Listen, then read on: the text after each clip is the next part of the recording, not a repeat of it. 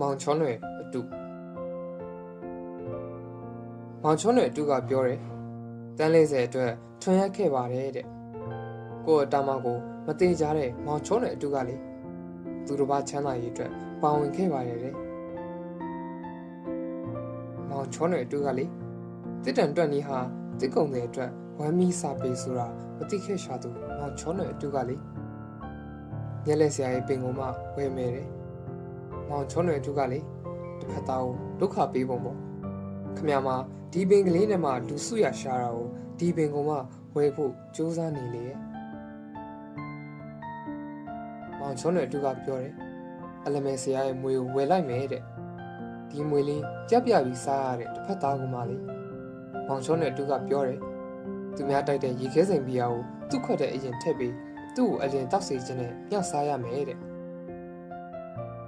မောင်ချောနွယ်အတုကပြောတယ်ငါတို့ဟာ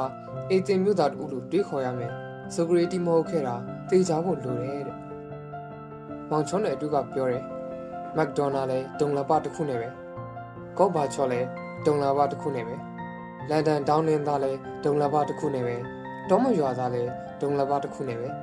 လူဘွားလောက်မာယုံခင်းရှိတာမရှိမလဲတဲ့လူညက်ရွေးရမယ့်နေရာမှာတော်ရမယ်လို့မောင်ချောနွယ်အတုကပြောတယ်မောင်ချောနွယ်အဆက်ဟာသူ့ချစ်စနီးတဲ့ညီမလေးမမမြင့်မှာ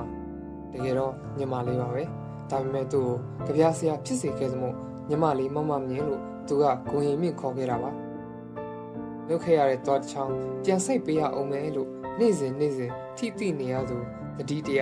အားဆိုင်နေရသူအချစ်ကိုတောချောင်းပေါ်ပုံနေရသူများသာဖြစ်လေရဲ့တကယ်တော့မောင်ချောနွယ်အတူဟာလူဖြစ်ပြီးမောင်ချောနွယ်အဆက်ဟာလူမဟုတ်ဘူးလို့မပြောလိုက်ကြပါနဲ့မောင်ချောနွယ်